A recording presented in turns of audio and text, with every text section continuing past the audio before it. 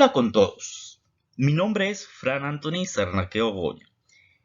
El día de hoy voy a estar invitado en el canal de Ciencias 360 para hablarles sobre un tema muy particular.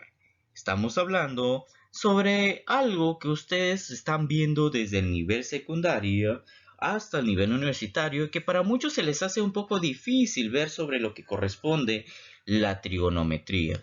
Entonces, hablar de este tema sobre las nociones básicas de la trigonometría, recordar que una noción es algo introductorio, ¿cierto? Las partes básicas, fundamentales de lo que viene a ser lo que es la trigonometría en sí, ¿cierto? De forma básica, obviamente. Entonces, ¿qué vamos a ver en este tema en particular?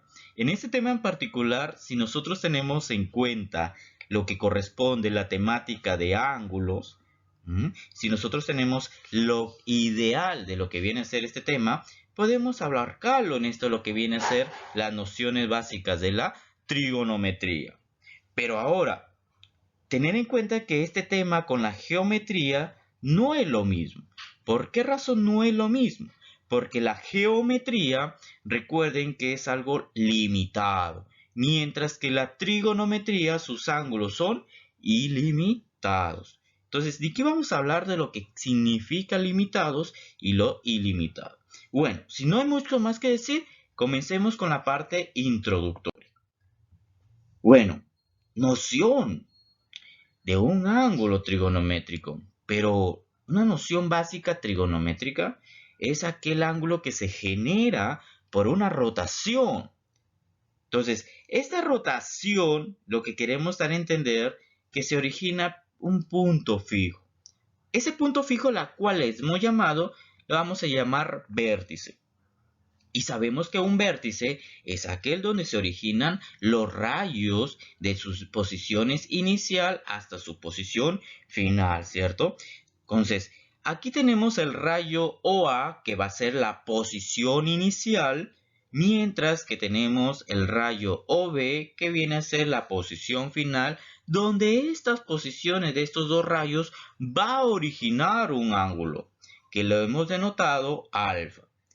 Pero ahora, ¿para qué hemos puesto esta gráfica? ¿Por qué razón hemos tenido en cuenta esto? Porque aquí vamos a tener ciertas características. Y una de ellas es que si nosotros observamos que esa rotación que tiene este ángulo alfa es en sentido antihorario, y ahora, ¿qué significará sentido antihorario? Sentido antihorario significa que, por ejemplo, cuando vemos un reloj, todos hemos visto un reloj, ¿cierto? Un reloj podemos observar que las manecillas se mueven de forma horaria, ¿cierto? Tienen un movimiento. Entonces, si el reloj tiene un movimiento horario, el antihorario, su movimiento va a ser contrario a lo que viene a ser horario.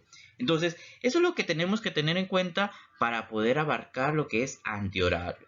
Si nosotros observamos que ese ángulo tiene un sentido antihorario, podemos decir que se formará un ángulo positivo. Mejor dicho, la medida del ángulo A o B, mejor dicho, alfa, va a ser siempre positivo. Mientras, ¿qué pasaría si ahora fuera horario? Y en esta ocasión tenemos esta gráfica. Tenemos su posición inicial, el rayo OA, la posición final, el rayo OB, y se origina un ángulo llamado θ. Entonces, si la rotación es en sentido horario, entonces el ángulo, este ángulo θ, mejor dicho, la medida del ángulo AOB va a ser negativo.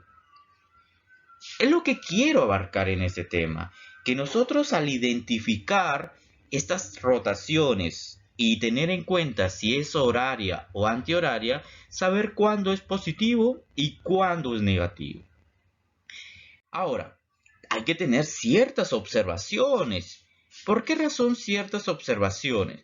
Porque estas observaciones nos va a permitir bien a lo que viene a ser las vueltas.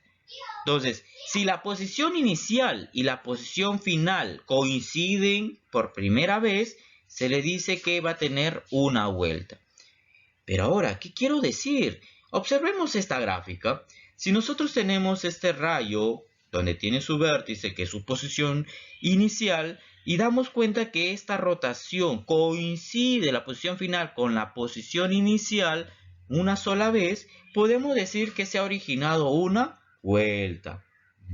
Ahora, ¿qué pasa si ahora tenemos en cuenta que la posición inicial que tenemos en esta parte y la posición final que tenemos en esta parte, si se origina ese ángulo de rotación, podemos decir que aquí se ha originado un ángulo llano. Y recordar que un ángulo llano, su movimiento va a ser una media vuelta. El ángulo que se va a formar es una media vuelta. Entonces, ahora, ¿qué pasaría si el ángulo fuera recto?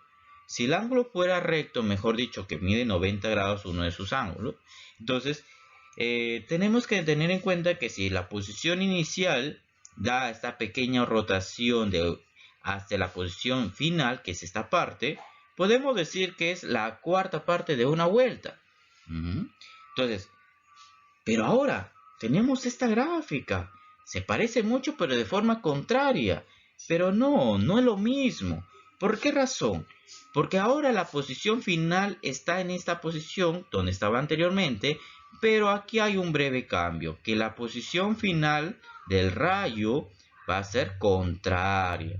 Entonces, recordar que el ángulo va a ser desde la posición inicial hasta la posición final, donde podemos afirmar que aquí se ha originado las 3/4 partes de una vuelta. Tener en cuenta que ahora ciertas notaciones para hablar sobre la trigonometría con respecto a la geometría no es lo mismo.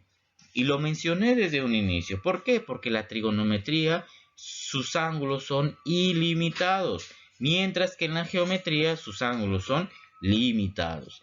Eso es lo que queremos abarcar. Recordemos, observemos esta gráfica, donde podemos darnos cuenta que su rotación va de forma antihoraria ilimitadamente, mientras que aquí su rotación va de forma horaria también ilimitadamente. Entonces, la medida del ángulo trigonométrico pertenece desde el intervalo menos infinito hasta más infinito. Y eso era lo que tenemos que abarcar en la parte introductoria. Y ahora pasamos a lo que es los ejercicios.